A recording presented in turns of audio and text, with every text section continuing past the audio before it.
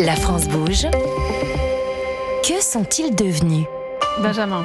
Alors, on parle de Krav Maga Global France. Donc, c'est une société dont le but est d'aider à apprendre à se défendre et aussi à prendre confiance en soi, notamment face à une situation d'agression. Donc, on utilise le Krav Maga, c'est dans le nom, donc qui est un système de self-défense. Et le but à l'époque, lors de son passage, était de former des instructeurs et de les aider à ouvrir leur club de Krav Maga à leur tour. Mais il est là parmi nous en plus. Et il est là parmi nous. Pour une fois, il n'est pas par téléphone. Bonsoir Emmanuel Ayache. Bonsoir Elisabeth. Ça va, président de Krav Maga Global France. Effectivement, Benjamin a raison. Vous étiez venu en février 2024, ça fait quand même un peu plus d'un an. Donc, vous, tout est parti aussi. On va rappeler un peu l'histoire. Vous vous êtes fait agresser, vous aviez 13 ans. C'est ça. Vous faisiez à l'époque du karaté et du judo, mais ça ne vous a pas vraiment aidé. C'est ça. Et vous êtes tourné vers le Krav Maga. Exact. J'ai cherché quelque chose d'efficace. J'ai testé plein de choses, du penchak silat, de la boxe thaï, de la boxe anglaise, enfin vraiment tout ce qui me tombait entre les mains.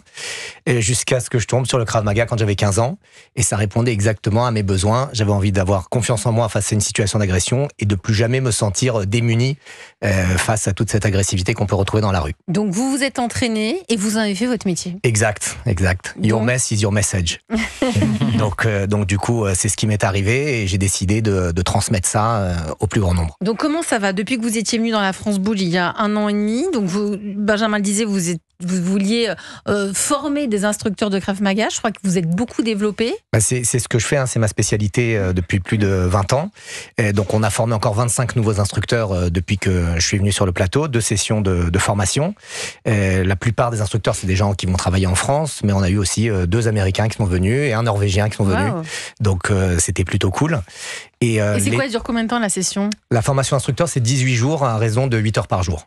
Ah, donc il faut prendre des congés si on est. Je peux pas sortir là de la radio, aller faire une formation chez vous. C'est fait en 2 fois. Et oui, il faut investir du temps et de l'argent. Mais ça se passe dans vos locaux dans Paris.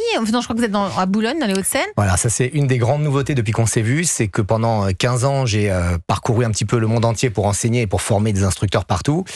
Et depuis, c'était en novembre 2024, j'ai ouvert le quartier général de KMG France à Boulogne. Donc là, c'est d'une école. Donc c'est une école, mais qui regroupe toutes les activités de Krav Maga Global France. Donc il y a les formations instructeurs, il y a les formations de spécialistes, il y a les tournages de la chaîne YouTube, et bien sûr, il y a des cours de 7 à 77 ans. Donc oui, parce qu'avant d'être instructeur, il faut aussi apprendre à en faire. Donc ça peut créer des vocations. Comment ça marche ? Est-ce que ça va bien? Est-ce que vous êtes rentable? Est-ce que le business va bien? Oui, ça a très bien fonctionné. On a dépassé les 200 membres en quelques mois seulement. Donc c'est vraiment un gros engouement pour une nouvelle école.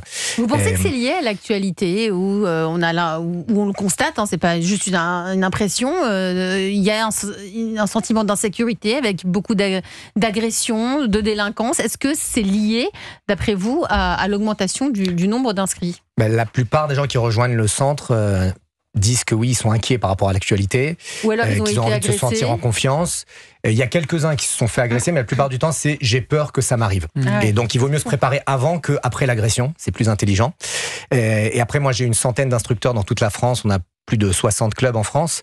Et on a le même retour. Donc, les clubs... Le nombre d'adhérents augmente en permanence. On a beaucoup de demandes chez les enfants.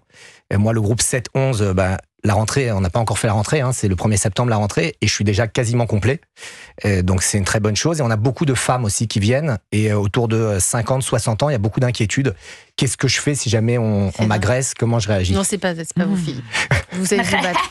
Et au bout de combien de temps on est capable de se défendre tout seul? Avec une pratique régulière, on va dire 2 fois par semaine, en quelques mois, on voit déjà des résultats.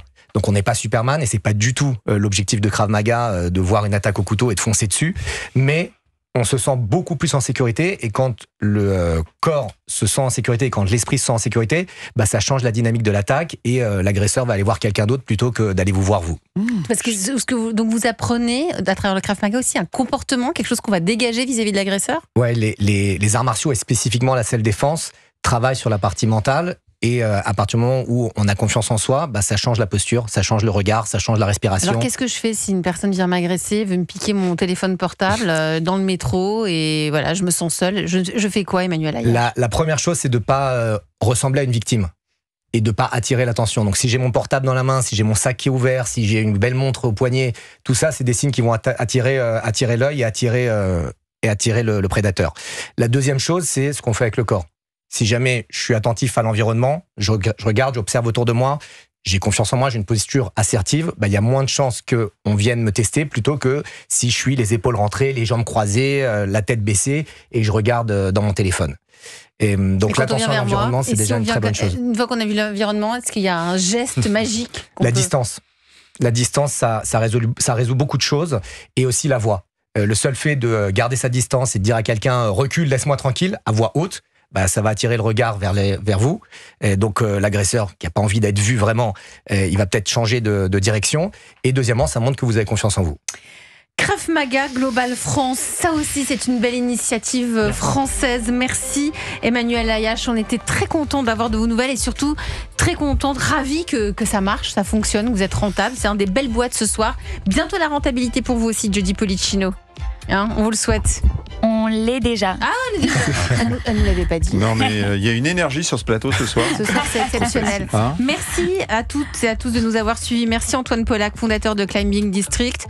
Merci Frédéric Foucault, fondateur d'Anybody. Jody Polichinno, qui en plus est déjà rentable en même pas, en 1 an et demi, 2 ans, fondatrice de Burning Bar Studio. Merci à Emmanuel Ayache, président de Krav Maga Global France. On va tous faire du sport. Merci Philippe Sauze. Avec plaisir. Vous revenez la semaine prochaine. Semaine prochaine, bien sûr, je serai là. Benjamin, à demain. Allez, à demain.